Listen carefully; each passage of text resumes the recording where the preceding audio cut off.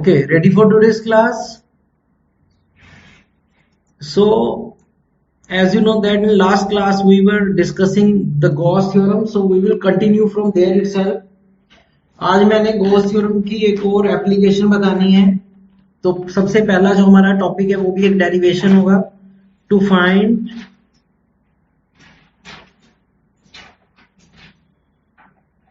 Electric field from the midpoint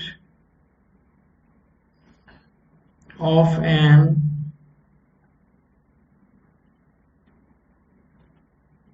infinitely charged thin rod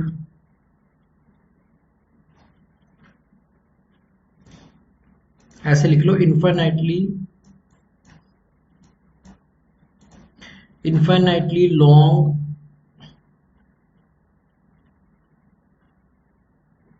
uniformly charged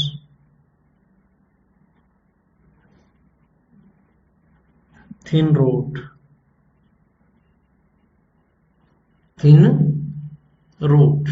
ये हमारा topic है.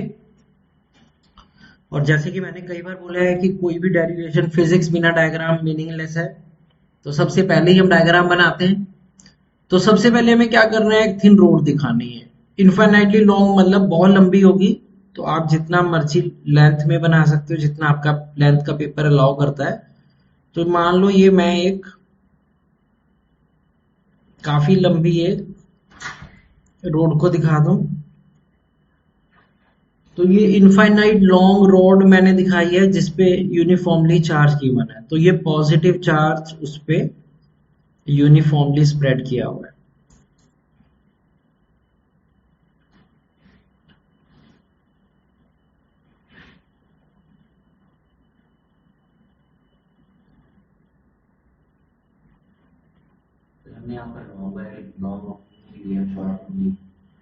क्योंकि शॉर्ट के लिए फिर अलग डेरिवेशन है. आपके जो कोर्स में डेरिवेशन है वो लॉन्ग के लिए ही है.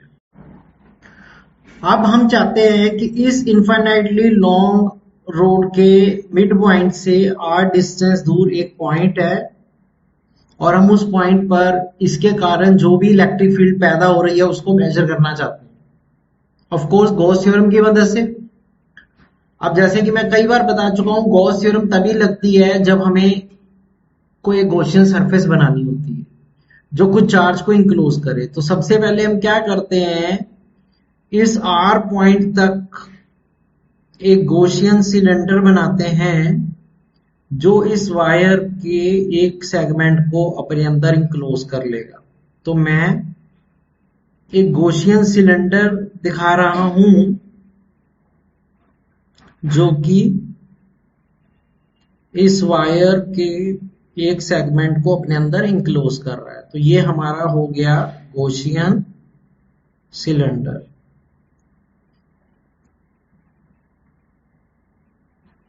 राइट.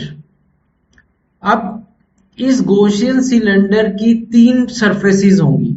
जो फर्स्ट सरफेस होगी वो सर्कुलर टॉप एरिया होगा.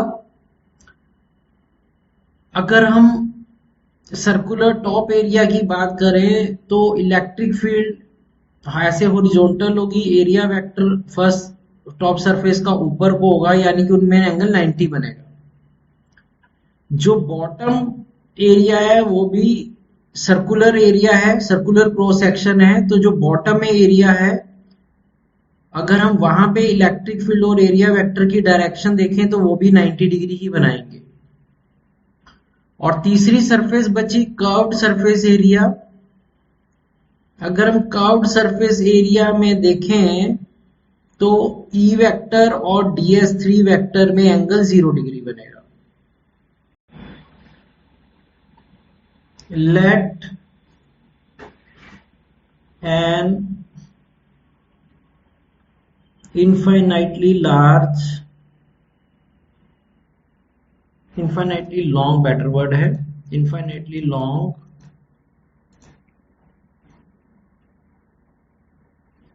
thin rod has linear charge density as lambda.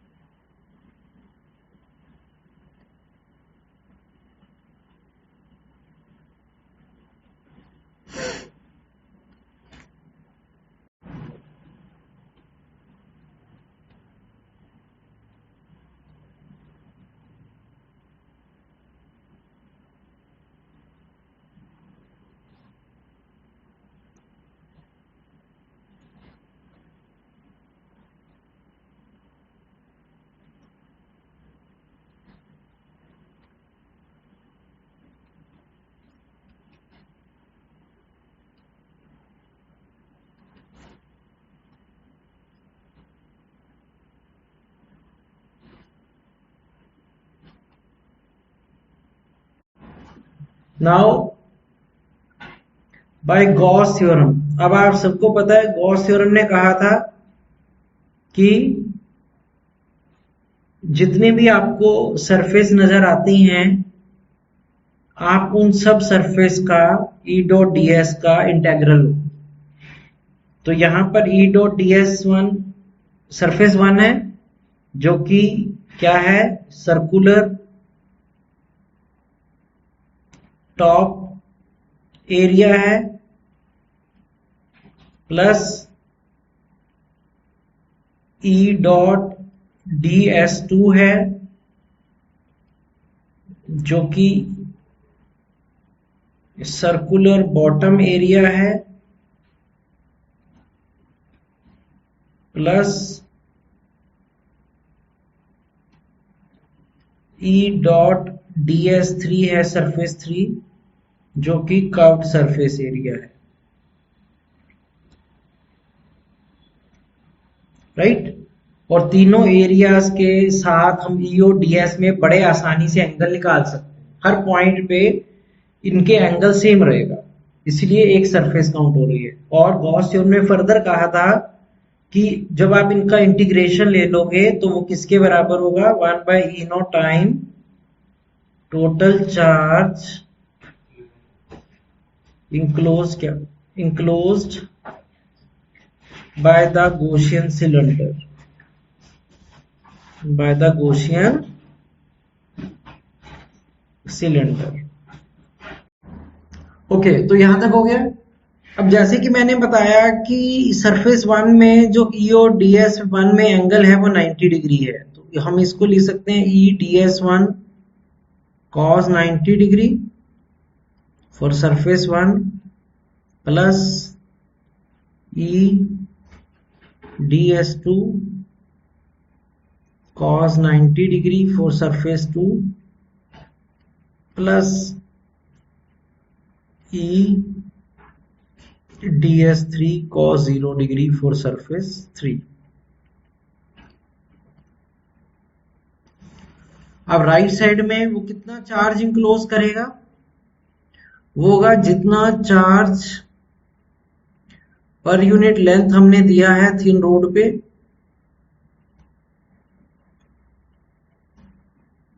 multiplied by length of Gaussian cylinder।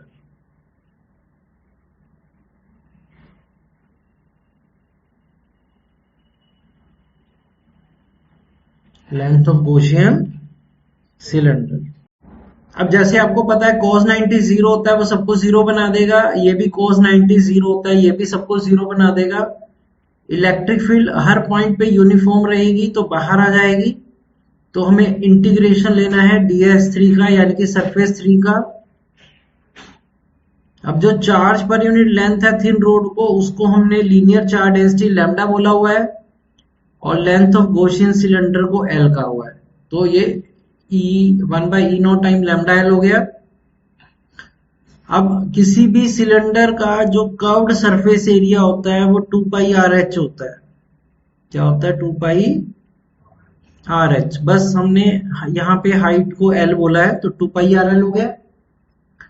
L से एक एल कैंसिल हो गया, तो ये हमारा फाइनल आंसर आ गया कि एक थिन रोड के कारण जो इलेक्ट्रिक फील्ड पैदा होगी आर डिस्टेंस अवे पर, वो अब ये एक फार्मूले की तरह एक्ट करेगा, वो इस फार्मूले से देखी जाएगी, 1/2 pi E naught into lambda by R into lambda by R. R distance है और आप देख रहे हो इलेक्ट्रिक फील्ड आर के इनवर्सली प्रोपोर्शनल है। इसका मतलब जैसे जैसे हम दूर जाएंगे आर बढ़ेगा, वैसे वैसे इलेक्ट्रिक फील्ड घटेगी, वीक होती जाएगी। तो हर पॉइंट पे इलेक्ट्रिक फील्ड सेम नहीं रहेगी। अगर हम इसी नॉलेज को एक ग्राफ बनाकर देखें कि हम एक्स एक्सिस में आर ले लें, जितना डिस्टेंस हम वायर से दूर जा रहे हैं, और वाई एक्सिस में ई ले लें द इलेक्ट्रिक फील्ड स्ट्रेंथ, क्योंकि ई आर के इनवर्सली प्रोपोर्शनल है, तो इसका ग्राफ ऐसे नीचे की तरफ लाइन बनेगी, राइट। तो ये हमारा टॉपिक हो गया। ओके, गॉस थ्योरम में फर्दर मूव करने से पहले अभी हम वो डाउट्स लेंगे जो मैंने इलेक्ट्रिक फील्ड के होमवर्क क्वेश्चन दिए थे। तो आप देखो आपके पास जो डाउट है, अगर आप कोई पूछना चाहो, जैसे मैंने पेज नंबर 59 पे आपको क्वेश्चन दिए थे 2.05 एंड 2.06। हाँ जी, इसमें से किसी को डाउट पूछना है? हो गए दोनों? उसके बाद पेज नंबर 60 पे 3 क्वेश्चन दिए थे 2.09, 2.10 एंड 2.11। इनमें से पूछना है कोई प्रभनूर? नो। फिर मैंने 2.12 से 13, 17, 18, 119 एंड 120, 220 दिए थे। इसमें से कुछ पूछना है? 12, 13, 17, 18, 19, 20 ये भी हो गए तुम्हारे? पक्का? कोई डाउट नहीं है? ओके, तो फिर हम सीधा गॉस थ्योरम के न्यूमेरिकल करते हैं। तो अगर आपके पिछली क्लास से कोई डाउट नहीं है तो है डाउट है? 2.17 में मैं जो भी है डाउट क्लियर कर देता हूं उसमें। हाँ जी, उसमें क्या कह रहा है 2.17 में, A dipole of length 0.1 metre consist of 2 charges. तो एक डाइपोल है, हम फिगर बनाकर समझते हैं, एक प्लस 500 माइक्रोकूलम का है, एक माइनस 500 माइक्रोकूलम का है, दोनों के बीच में डिस्टेंस 0.1 मीटर दिया हुआ है। कह रहा है what is the electric dipole moment. पहले तो इलेक्ट्रिक डाइपोल मोमेंट निकालना है, वो तो इजी है। इलेक्ट्रिक डाइपोल मोमेंट होता है magnitude of either charge into 2a। अब मैग्नीट्यूड ऑफ ईदर चार्ज हो जाएगा 500 माइक्रोकूलम, 500 इंटू 10 की पावर -6, 2a ये 0.1 हो जाएगा। यहां ये ध्यान रखना है कि इसको दोबारा से 2 से इंटू नहीं करना, ये ऑलरेडी 2a का आंसर है। तो बस इसको सोल्व कर लोगे तो ये आ जाएगा 5 इंटू 10 की पावर -5 कूलम मीटर। तो पहला पार्ट तो बहुत इजी था, पी निकालना। दूसरे पार्ट में कह रहा है what is the electric field due to the point at a distance 0.2 metre from one of the charges in air.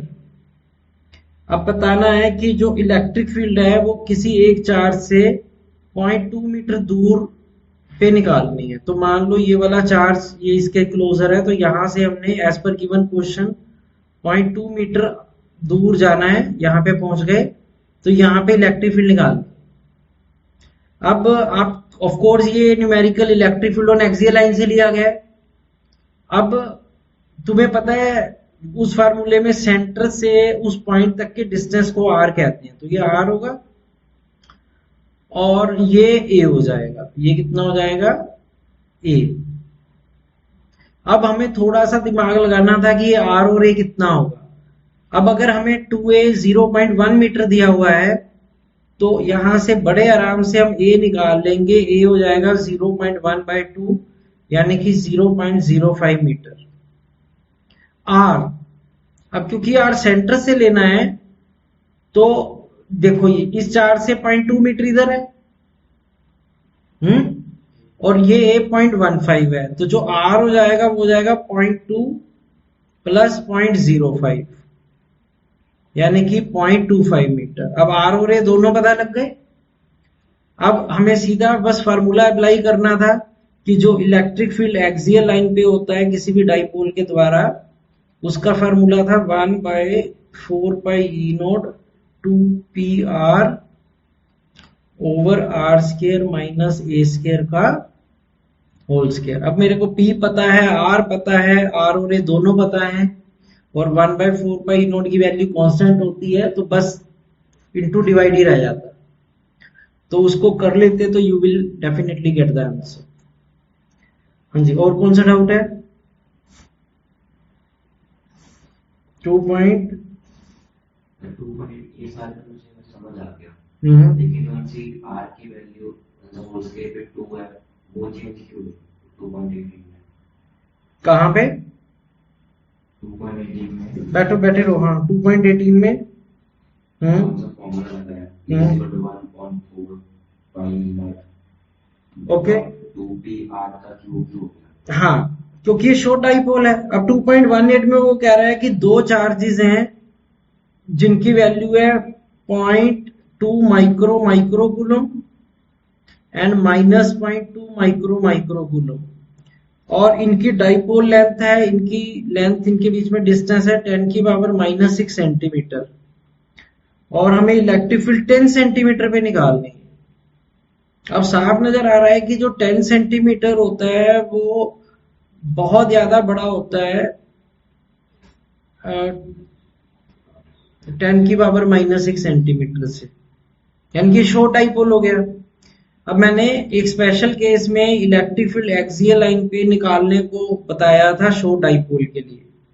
Short dipole में ये फार्मूले में हम ए स्क्वायर को 0 ले लेते हैं। अगर आप इसमें ए स्क्वायर को 0 ले लो तो ये ऑटोमेटिकली वही फार्मूला बन जाएगा 1/4πe0 2p/r क्यूब, क्योंकि ए स्क्वायर को 0 ले लिया ना, तो इसको मतलब 0 ले लिया, काट दो, तो ये r की पावर 4 हो गया, और ये r की पावर 4 में से एक पावर कट कर देगा, 3 पावर रह जाएंगी, तो r क्यूब हो जाएगा। और कोई डाउट? हाँ जी, और कोई डाउट इसके अलावा? 2.19 या 2.20? 2.19 के अंदर आर की वैल्यू 2.19 के अंदर r की वैल्यू, ओके। 2.19 को भी थोड़ा सा पढ़ देता हूं। तो 2.19 में वो बोल रहा था calculate the electric field due to a dipole of length 10 centimetre and consisting of 2 charges. तो फिर से एक डाइपोल है जिसमें एक चार्ज है +100 माइक्रोकूलम और एक है -100 माइक्रोकूलम, और इनके बीच में डिस्टेंस दिया हुआ है 10 सेंटीमीटर, और हमें इलेक्ट्रिक फील्ड निकालनी है एक ऐसे पॉइंट पर जिसका जो डिस्टेंस है वो दोनों चार्जेस से दिया हुआ है कि वो पॉइंट दोनों चार्जेस से 20 सेंटीमीटर दूरी पर है। तो इस पॉइंट का जो डिस्टेंस ये वाले चार्ज से है वो भी 20 सेंटीमीटर है, और ये वाले चार्ज से है वो भी 20 सेंटीमीटर है। अब अगर ये 10 है तो ये उसका हाफ हो जाएगा 5। तो मेरे को ये साइड नहीं पता जिसको हम आर कहते हैं फार्मूले में। अब ये सीधा सीधा electric field on equatorial line of dipole का न्यूमेरिकल है, जिसके अगर मैं फार्मूले की बात करूं तो वो होता है 1/4πe0 p r square plus a square की पावर 3/2।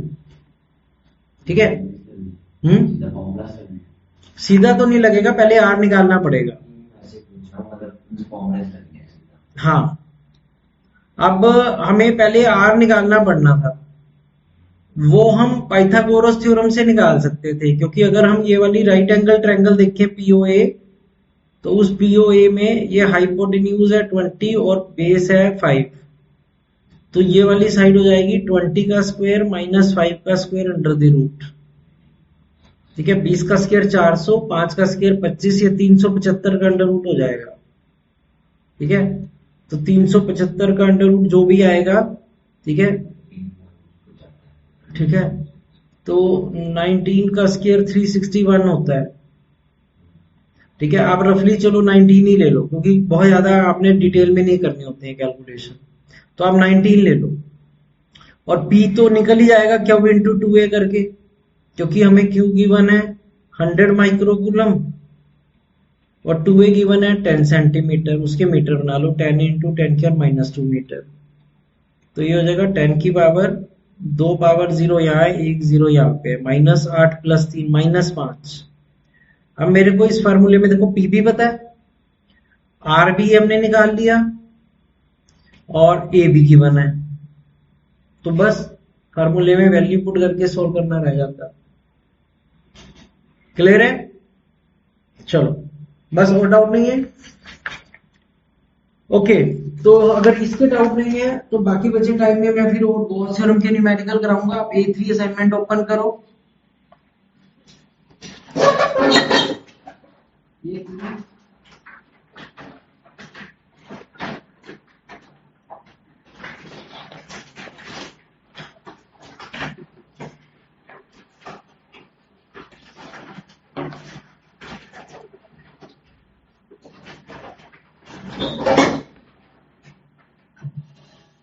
गॉस थ्योरम पे बेस कुछ न्यूमेरिकल करते हैं प्रीवियस बोर्ड के। जैसे मैं प्रॉब्लम 3.03 पढ़ने जा रहा हूं, ठीक है, ये 2008 में आया हुआ है, हाल तो बहुत पहले है लेकिन रिपीट भी होते रहते हैं, ठीक है। हाँ जी, इसमें क्या कह रहा है, a rectangular surface of side 10 centimetre and 15 centimeter is placed inside a uniform electric field of 25 volt per meter such that normal to the surface makes an angle of 60 degree with the direction of electric field। क्या हिंदी बनेगी कि एक square plate है, rectangular plate है, जिसकी dimension दी हुई है 10 centimetre bye 5 centimetre, और उसको एक इलेक्ट्रिक फील्ड में रखा गया है सच दैट कि जो सरफेस के नॉर्मल जो लाइन होती है, जिसे हम 90 डिग्री वाली लाइन कहते हैं, वो इलेक्ट्रिक फील्ड के साथ एंगल 60 डिग्री बना रहा है। तो वो इलेक्ट्रिक फील्ड के साथ कितना एंगल बना रहा है, 60 डिग्री। अब तुम्हें पता है सरफेस के 90 डिग्री वाले लाइन को हम एरिया वेक्टर भी कहते हैं उसका, तो ये एरिया वेक्टर हो गया।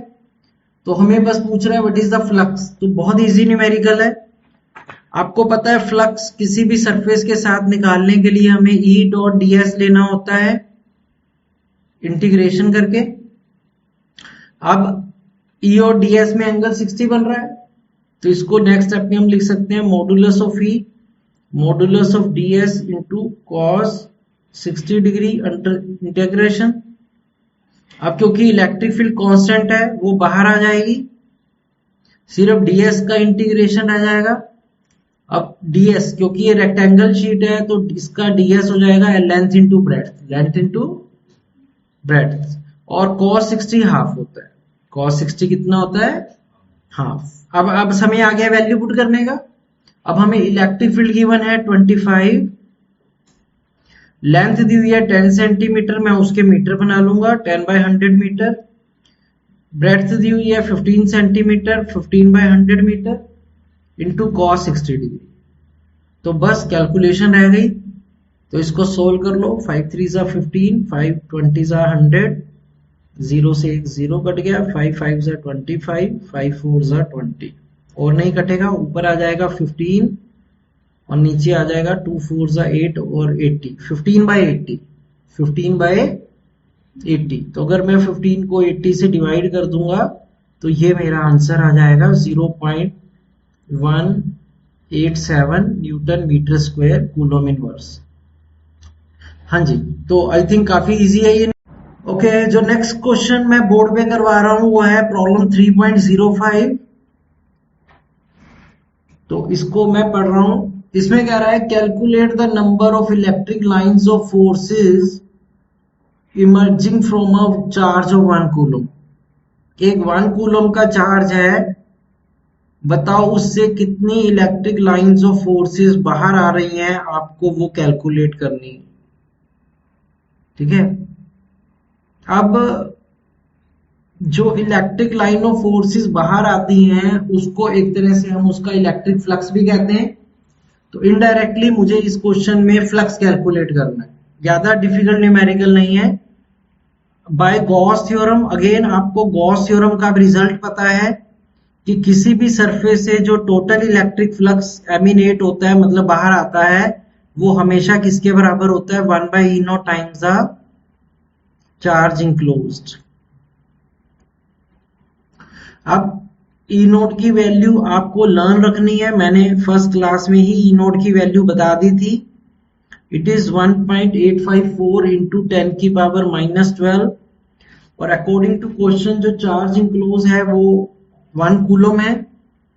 तो अगर हम इसको सॉल्व करेंगे तो ये आंसर आ जाएगा 1.13 इंटू 10 की पावर 11। जितना टोटल फ्लक्स है उतनी ही इलेक्ट्रिक फील्ड लाइंस है, तो इतनी इलेक्ट्रिक फील्ड लाइंस आएंगी, इलेक्ट्रिक फील्ड लाइंस। ठीक है, तो ये 1 मार्क में अभी आ सकता है। उसके बाद जो नेक्स्ट क्वेश्चन मैं करवा रहा हूं वो है 3.07। ये एनसीईआरटी का क्वेश्चन है और बोर्ड एग्जाम में भी आया हुआ है 2018 में। हाँ जी, रेडी फॉर दिस क्वेश्चन? तो इसमें क्या कह रहा है, a point charge Q is at a distance d/2 directly above the centre of a square ABCD of side D। तो कह रहा है एक स्क्वायर है बेस और उसके d डिस्टेंस ऊपर, d/2 डिस्टेंस ऊपर एक चार्ज पड़ा है Q। ठीक है, तो ये एक स्क्वायर प्लेट मान लो और उसके d/2 डिस्टेंस ऊपर एक चार्ज रखा गया है।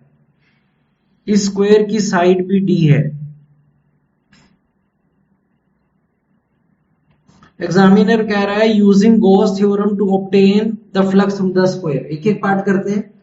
तो पहले पार्ट में मैं इस स्क्वायर प्लेट के साथ कितना फ्लक्स लिंक है वो निकालना है। अब ये बड़ा इंपॉर्टेंट क्वेश्चन है, एनसीईआरटी का, बोर्ड एग्जाम में आता है। अब क्योंकि फ्लक्स निकालने के लिए हम गॉस थ्योरम ही यूज करते हैं और गॉस थ्योरम के लिए चार्ज को ढकना होता है। अब ये चार्ज ढका नहीं जा रहा है क्योंकि ये स्क्वायर प्लेट है और ये चार्ज पड़ा है, तो चार्ज ढका नहीं हुआ। तो मैं इसको ढकने के लिए क्या करता हूं, इस स्क्वायर प्लेट को बेस लेकर एक क्यूब खड़ा करता हूं। क्या खड़ा करता हूं? क्यूब। तो मैंने क्या किया, स्क्वायर को बेस लेकर एक क्यूब बना दिया। तो ये मैंने इस स्क्वायर बेस लेकर एक क्यूब बना दिया ताकि वो चार्ज इस स्क्वायर क्यूब के अंदर इंक्लोज हो जाए। तो मैंने क्या किया, taking square as base, draw a cube to enclose the charge in it.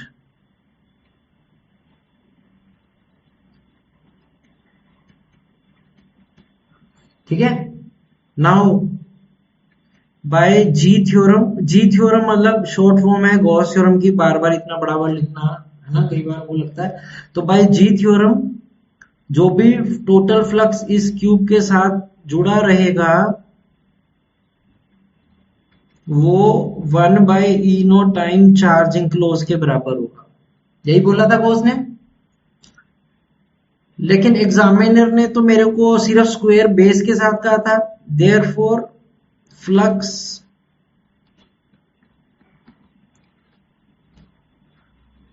linked with square base only। अब जो फ्लक्स स्क्वायर बेस से जुड़ा रहेगा वो टोटल फ्लक्स का 1/6 हो जाएगा। कितना हो जाएगा? 1/6। क्यों?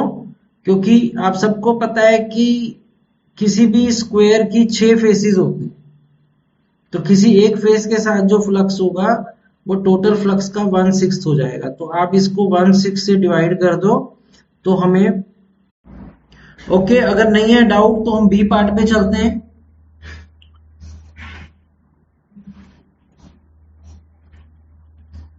अब वो कह रहा है, इस क्वेश्चन को और इंटरेस्टिंग बना रहा है।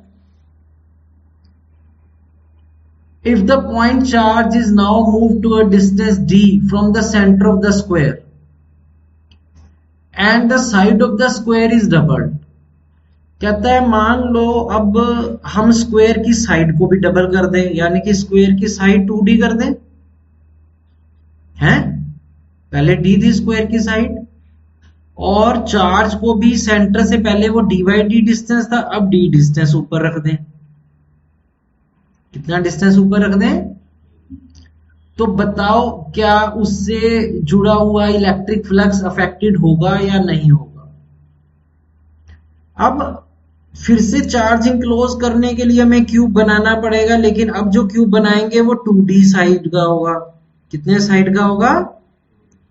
तभी चार्ज इंक्लोज हो पाएगा, है ना? कम से कम 2d साइड तो रखनी पड़ेगी, तभी वो मिड पॉइंट पे आएगा charge. Since total flux linked with the surface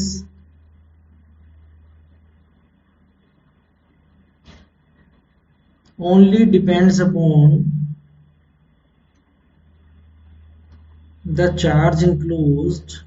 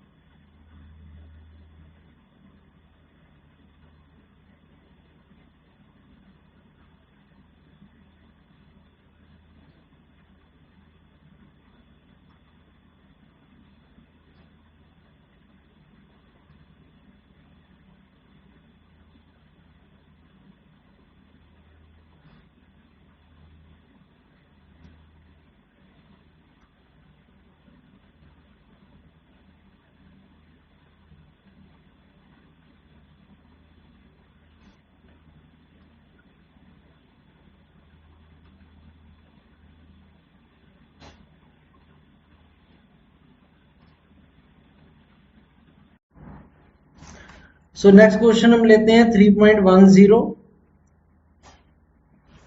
हाँ जी, इसमें क्या कह रहा है? आपको एक फिगर गिवन है जिसमें अगेन एक क्यूब दिखाया गया है। तो ये एक क्यूब दिखाया है ऐसे,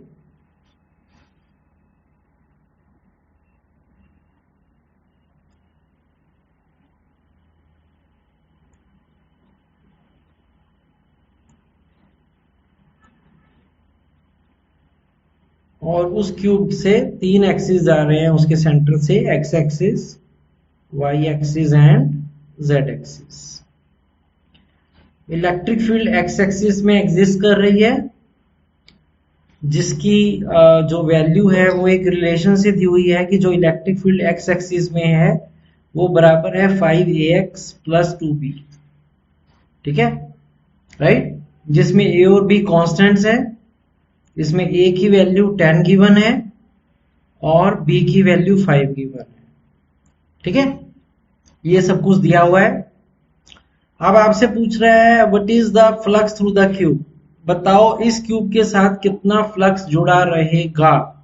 कितना फ्लक्स जुड़ा रहेगा?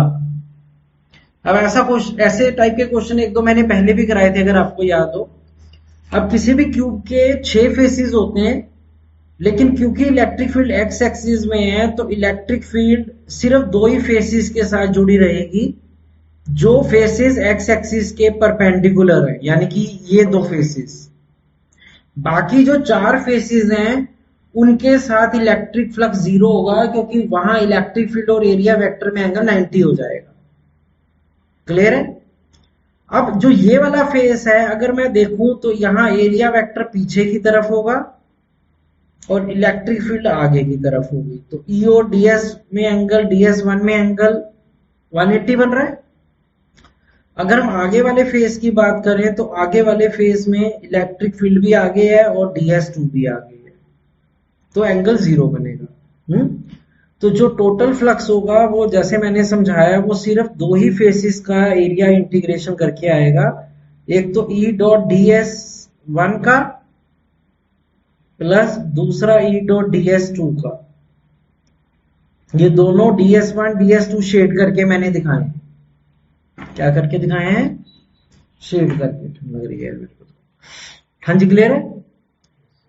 अब अगर अगेन हम फिगर को देखें तो ये वाला जो फेस है ये बिल्कुल ओरिजिन पे पड़ा है। कहां पर पड़ा है? तो इसके इसके इलेक्ट्रिक फील्ड के एक्सप्रेशन में हम नेक्स्ट स्टेप में ए को 0 पुट कर देते हैं। ए को क्या पुट कर देते हैं? 0। तो इसका जो इलेक्ट्रिक फील्ड हो गई वो हो गई 5A इंटू 0 प्लस 2 इंटू 5, क्योंकि B 5 दिया हुआ है, प्लस 2B है ना।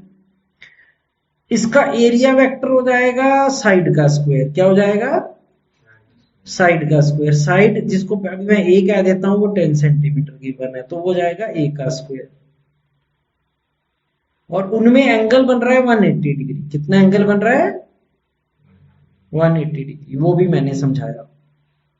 हाँ जी, प्लस अब आ जाओ EDS2 में। उसमें इलेक्ट्रिक फील्ड कितनी होगी? अगर आप ध्यान से देखो तो उसमें electric field 5 into A 10 into, अब उसका जो इस फेस का जो डिस्टेंस है वो ओरिजिन से 10 सेंटीमीटर हो जाएगा। कितना हो जाएगा?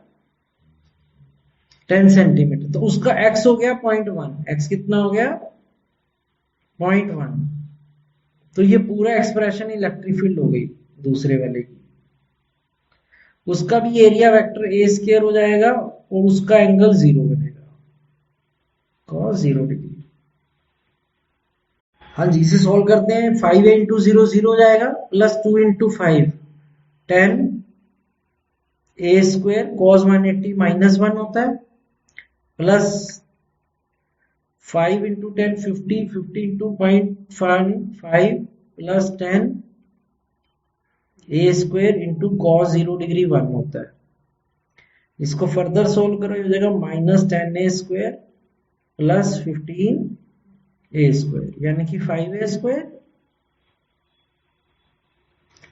अब हम A की वैल्यू पुट कर देते हैं। अब A हमें 10 सेंटीमीटर गिवन है, मतलब 0.1 मीटर, उसका होल स्क्वायर। तो ये आ जाएगा 5 इंटू 10 की पावर -2.05। और फ्लक्स का यूनिट क्योंकि वेबर होता है तो हम वेबर लिख देंगे। ये हमारा आंसर हो गया। ओके, इसके बाद हम इसका सेकंड पार्ट करते हैं। सेकंड पार्ट में बोल रहा था what is the charge enclose with in the cube. आपको नेट चार्ज इंक्लोज बताना है कि ये जो इलेक्ट्रिक फील्ड पैदा हो रही है, अगर ये इलेक्ट्रिक फील्ड का कोई ओरिजिनेटर होता है एक चार्ज, तो वो कितना चार्ज अवेलेबल होता है। बस हमें गॉस थ्योरम लगानी है बाय जी थ्योरम। आपको पता है किसी भी सरफेस के साथ जो टोटल इलेक्ट्रिक फ्लक्स होता है वो हमेशा बराबर होता है 1/E0 टाइम्स चार्ज इंक्लोज्ड। तो इसका मतलब हमें चार्ज इंक्लोज निकालने के लिए E0 को 5 टोटल से इंटू करना है। अब E0 की वैल्यू आपको लर्न रखनी है 8.85 इंटू 10 की पावर -12, और 5 हमने निकाला है 0.05 0.05। तो इनको भी मल्टीप्लाई कर लेंगे तो ये आ जाएगा 4.45 इंटू 10 की पावर -13 कूलम।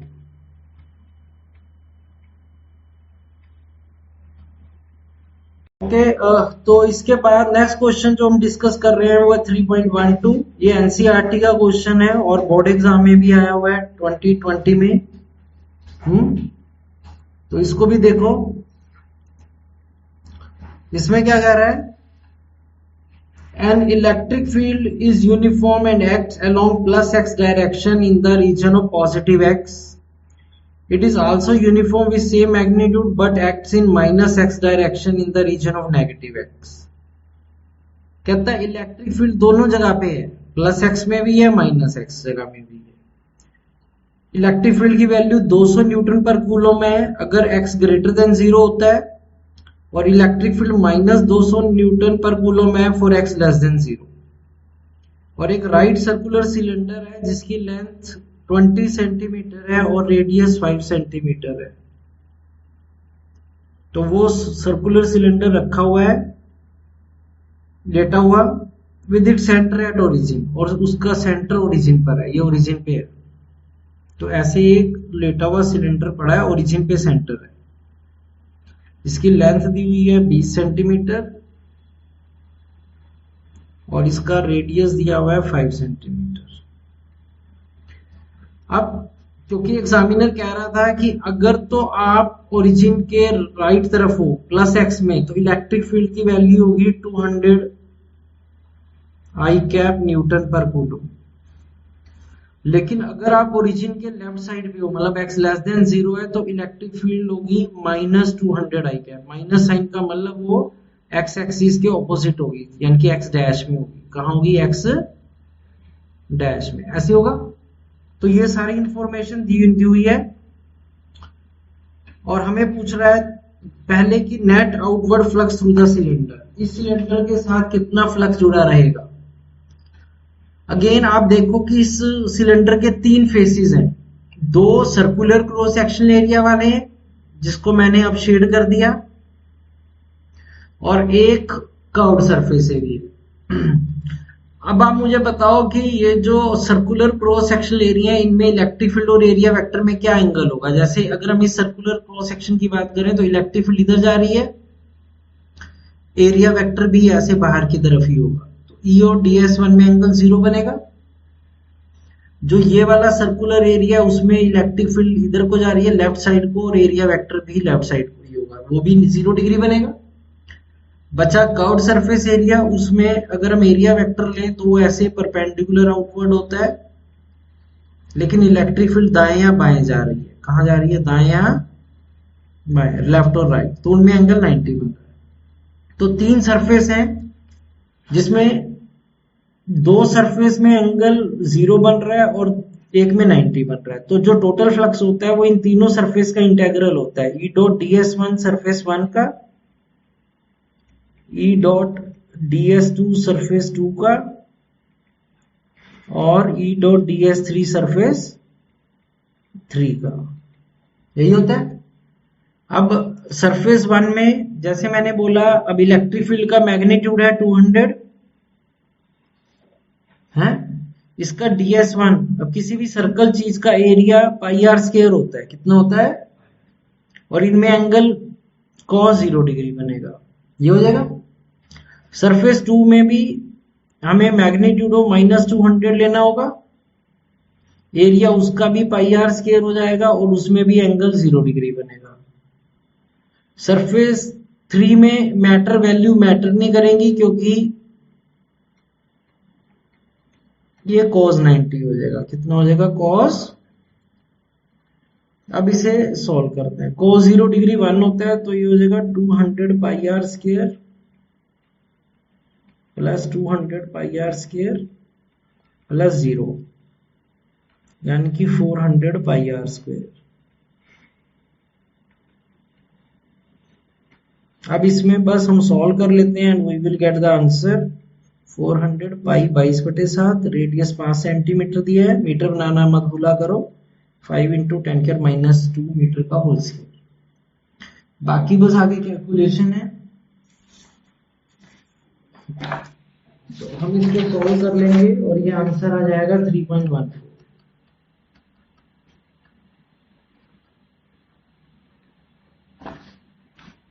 ये पहला पार्ट हो गया। सेकंड पार्ट में पूछ रहा था total charge enclose by Gauss theorem.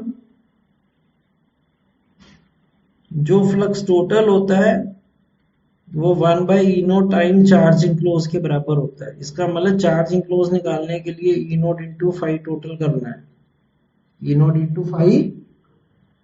अब E0 की वैल्यू हमारी है 8.85 × 10⁻12 और 5 टोटल है 3.14। तो मैं इसको भी इंटू कर लूंगा, I will get the answer of second part as well. तो ये मैंने कुछ न्यूमेरिकल कराए गॉस थ्योरम के, बोर्ड एग्जाम के हैं, 2020 का है, 2018 का है, तो आपको थोड़ा आइडिया होगा कि कैसे आते हैं पेपर में एग्जाम। एनसीईआरटी के भी हैं, तो एनसीईआरटी के बोर्ड में दोनों ही है, मतलब एनसीईआरटी भी है और बोर्ड भी है। चलो इसके बाद फिर हम नेक्स्ट क्लास में करेंगे, ठीक है। आज के लिए मैं अपनी क्लास को यहीं पे खत्म कर रहा हूँ।